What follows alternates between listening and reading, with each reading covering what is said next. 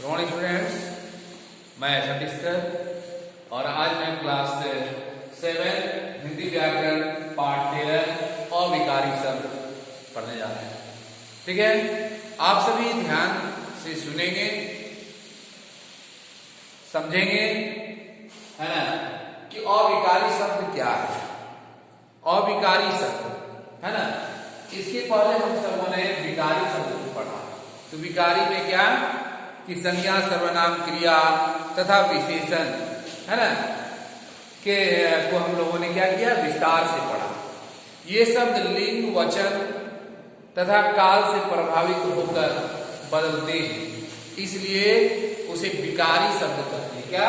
विकारी शब्द। लेकिन अब हम लोग पढ़ेंगे अविकारी शब्द, जिस पर ऐसे शब्द जिस पर कि कोई लिंग यानी कि ऐसे शब्द जिसमें लिंग, वचन, काल का कोई प्रभाव नहीं पड़ता है, वह नहीं बदलता है ना, तो ऐसे शब्द अविकारी शब्द होते हैं। और अविकारी शब्द को अव्यय भी कहते हैं। अविकारी शब्द को क्या कहते हैं? अव्यय। अव्यय, है ना। तो अविकारी शब्द समझिए क्या है कि अव्यय ऐसे शब्दों को कहते हैं, अव्यय ऐसे शब्दों को कहते हैं जिसमें लिंग, वचन, काल की दृष्टि से कोई रूप परिवर्तन नहीं होता है। तो ऐसे शब्द को क्या कहते हैं? अविकारी शब्द कहते हैं। अविकारी शब्द को अव्यय भी कहते हैं। क्या कहते हैं? अव्यय शब्द भी कहते हैं। अविकारी शब्द को अव्यय शब्द भी कहते हैं। अविकारी दो शब्दों के मिलने से बना है ना। अविकारी दो शब्दों के मिलने से बना है। अजोड़ व्यय, है ना, अजोड़ व्यय, अव्यय। अव्यय का अर्थ क्या होता है ना, इसमें बताया गया है कि दो शब्दों के मिलने से बना है, जिसका अर्थ होता है जिसमें कोई व्यय न हो। व्यय अर्थात व्यय होना, अव्यय जिसमें कोई व्यय न हो। अव्यय अथवा क्या है? अविकारी अथवा अव्यय, ऐसे शब्द को कहते हैं। अविकारी अथवा अव्यय ऐसे शब्दों को कहते हैं जिसमें लिंग, वचन, काल की दृष्टि से कोई रूप परिवर्तन नहीं होता है ना। उसे क्या कहते हैं? अविकारी शब्द कहते हैं, है ना। अब या अव्यय शब्द कहते हैं। अव्यय के चार भेद होते हैं। अव्यय के कितने भेद होते हैं? चार भेद होते हैं। क्रिया विशेषण, संबंध बोधक, समुच्चय बोधक और विषयादि बोधक। ये चार भेद हैं किसके? अव्यय के। तो सबसे पहले हम लोग क्रिया विशेषण को देखते हैं। क्रिया विशेषण के बारे में जानेंगे कि क्रिया विशेषण क्या है। ठीक है, तो हम लोग देखते हैं क्रिया विशेषण क्या है ना। तो आप सभी जानते हैं कि जो शब्द क्रिया की विशेषता का बोध कराते हैं, ऐसे शब्द जो क्रिया की विशेषता को बतलाते हैं, उसे क्या कहते हैं? क्रिया विशेषण कहते हैं। ठीक है, तो क्रिया विशेषण के कितने भेद हैं? क्रिया विशेषण के भी चार भेद हैं, है ना। अव्यय के चार भेद, तो उसमें पहला भेद है क्रिया विशेषण। अब क्रिया विशेषण के भी चार भेद हैं, है ना। पहला है कालवाचक क्रिया विशेषण, दूसरा है स्थानवाचक क्रिया विशेषण और तीसरा है रीतिवाचक क्रिया विशेषण और चौथा है परिमाणवाचक क्रिया विशेषण। ठीक है, तो क्रिया विशेषण के कितने भेद? चार भेद। तो सबसे पहले हम लोग देखेंगे कालवाचक क्रिया विशेषण। तो काल क्या होता है? समय। काल क्या होता है? समय होता है। जो क्रिया विशेषण किसी क्रिया की काल संबंधी विशेषता का बोध कराते हैं, उसे क्या कहेंगे? उसे कालवाचक क्रिया विशेषण कहेंगे। जैसे बताया गया है कि कमल दिन भर खेलता रहता है। एक उदाहरण है, कमल दिन भर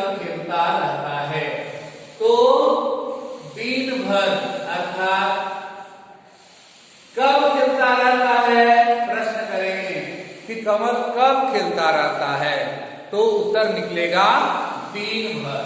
तो दिन भर अर्थात हर समय। तो यह समय के बारे में बता रहा है, समय का बोध कर रहा है। तो यह किसमें आएगा? यह कालवाचक क्रिया विशेषण में आएगा। दूसरा है बारिश निरंतर हो रही है। निरंतर लगातार जो है बारिश हो रही है, तो यहां भी समय का बोध हो रहा है, तो उसे वह किसमें आएगा? कालवाचक क्रिया विशेषण में आएगा। और हम लोग इसमें प्रश्न करेंगे कि क्रिया कब हो रही है? क्रिया अर्थात बताया गया कि खेलता है, कमल दिन भर खेलता है। खेलना क्रिया है। खेलना क्या है? क्रिया है। तो क्रिया कब हो रही है? दिन भर, है ना। तो इसमें हम लोग प्रश्न बनाएंगे कि क्रिया कब हो रही है। तो जो भी उसका उत्तर आएगा वह कालवाचक क्रिया विशेषण होगा। बारिश निरंतर हो रही है तो होना क्रिया है, तो कहेंगे बारिश। प्रश्न बनाएंगे बारिश कब हो रही है, तो जो भी उत्तर मिलेगा अर्थात निरंतर, बारिश निरंतर हो रही है, तो निरंतर क्या हो गया? कालवाचक क्रिया विशेषण हो गया, है ना। तो इस प्रकार आप देखेंगे कि अभी, जब, तब, दिन भर, रोज, संध्या, सुबह, लगातार, नित्य, आजकल, अब, तब, कभी कभी, जब तक, तत्काल, ये सभी जो है कालवाचक क्रिया विशेषण के शब्द है ना। तो अभी हम लोगों ने क्या देखा? कालवाचक क्रिया विशेषण। अब हम लोग दूसरा क्रिया विशेषण का दूसरा पेज देखते हैं, स्थानवाचक क्रिया विशेषण। स्थानवाचक क्रिया विशेषण क्या होता है? स्थान अर्थात क्या होता है? जगह। स्थान अर्थात जगह। तो जो क्रिया विशेषण शब्द क्रिया के स्थान संबंधी, है ना, कहता है जो क्रिया विशेषण शब्द क्रिया के स्थान संबंधी विशेषता का बोध कराते हैं, बताते हैं, उसे क्या कहते हैं? स्थानवाचक क्रिया विशेषण कहते हैं, है ना।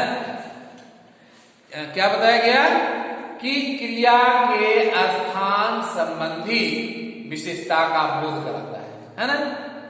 जैसे बाहर बारिश हो रही है, तो बाहर क्या? जगह, है ना। बाहर बारिश हो रही है तो वह बाहर क्या है? स्थान है, तो यह स्थानवाचक क्रिया विशेषण में आता है। वृक्ष दूर है, यह भी स्थान संबंधी है ना। तो पास, दूर, आगे, पीछे, सामने, इधर उधर, है ना, दाहिने बाएं, नीचे ऊपर, बाहर भीतर, के तरफ, चारों ओर, ये सभी जो है स्थानवाचक क्रिया विशेषण के शब्द हैं, है ना। और ये क्या? स्थानवाचक क्रिया विशेषण कहे जाएंगे, ठीक है। तो क्रिया विशेषण में हम लोग प्रश्न बनाएंगे कहां? क्रिया कहां हो रही है? जैसे हम लोग कालवाचक में बताया गया क्रिया कब हो रही है, तो जो भी उत्तर आएगा वह कालवाचक क्रिया विशेषण होगा। लेकिन स्थानवाचक में क्रिया कहां हो रही है ऐसा प्रश्न बनाएंगे तो जो भी उत्तर आएगा वह स्थानवाचक क्रिया विशेषण के शब्द होंगे, ठीक है। अब हम लोग देखते हैं रीतिवाचक क्रिया विशेषण, है ना। रीतिवाचक अर्थात कार्य करने का जो ढंग होता है ना, कार्य करने का जो ढंग होता है वह रीति का। रीतिवाचक क्रिया विशेषण क्या है? तो रीतिवाचक कहता है कि तरीका या विधि। रीति क्या होता है? तरीका, विधि, जिसको कि आप ढंग जानते हैं, ढंग कहते हैं किस ढंग से हो रहा है। तो जो क्रिया विशेषण शब्द क्रिया के रीति संबंधी विशेषता का बोध कराते हैं उसे रीतिवाचक क्रिया विशेषण कहते हैं। जैसे बच्चे चाव से पढ़ रहे हैं, मन से पढ़ रहे हैं, है ना। चूहिया धीरे धीरे कुतर रही है, मैं धीरे धीरे चल रहा हूं, है ना। तो इस प्रकार कार्य करने की रीति, कार्य करने का ढंग, कार्य करने का तरीका का बोध होता है इसमें। किसमें? रीतिवाचक क्रिया विशेषण में। तो आप कह सकते हैं इसमें कि रीतिवाचक क्रिया विशेषण ऐसे शब्द हैं जो क्रिया विशेषण शब्द क्रिया के रीति संबंधी विशेषता का बोध कराते हैं।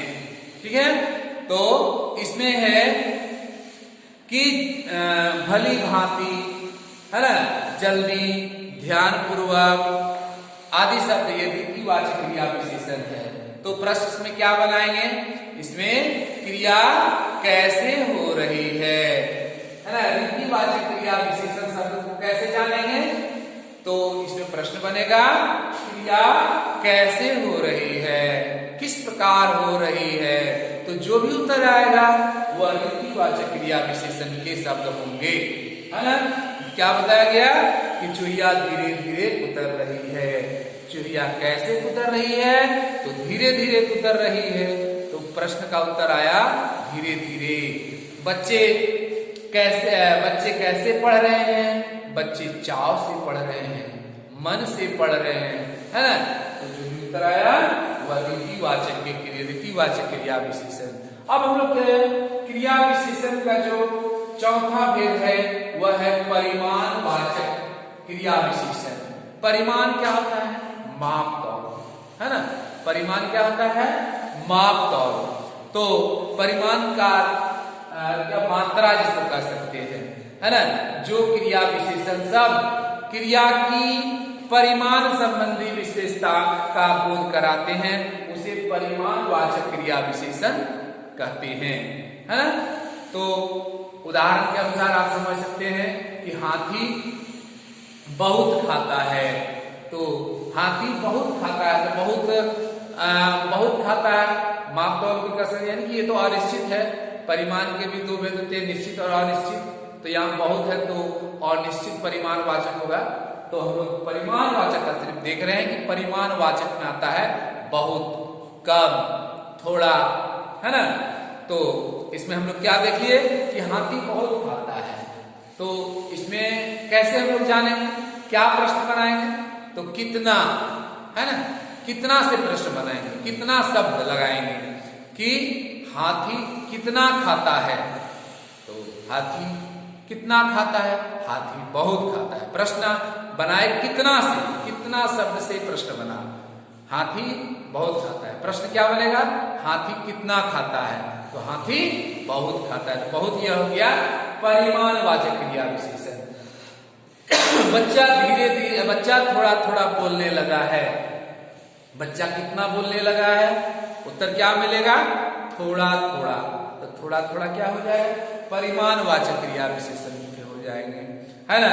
तो क्रिया में कितना या कितनी प्रश्न करने पर जो भी उत्तर मिलेगा वह शब्द क्या होगा? परिमाणवाचक क्रिया विशेषण के शब्द होंगे, है ना। तो इस वाक्य में क्या क्या है? बहुत और थोड़ा थोड़ा, है ना, यानी मात्रा से संबंधित बता रहे हैं परिमाणवाचक क्रिया विशेषण कहे जाएंगे। तो हम लोगों ने देखा कि अविकारी शब्द को अव्यय शब्द भी कहते हैं, है ना। अविकारी शब्द में क्या होता है? लिंग वचन काल की दृष्टि से उसमें किसी भी प्रकार का कोई परिवर्तन नहीं होता है। अव्यय के चार भेद होते हैं, है ना।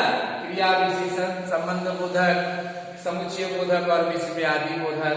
तो जो पहला भेद है क्रिया विशेषण, उसके भी चार भेद होते हैं। कालवाचक क्रिया विशेषण, स्थानवाचक क्रिया विशेषण, रीतिवाचक क्रिया विशेषण और परिमाणवाचक क्रिया विशेषण। तो हम लोगों ने देखा क्रिया विशेषण के चारों भेदों को पढ़ लिया, समझ गया। आशा है कि आप सभी भी समझ गए होंगे। आगे हम लोग देखेंगे नेक्स्ट वीडियो में संबंधवाचक क्रिया विशेषण, है ना।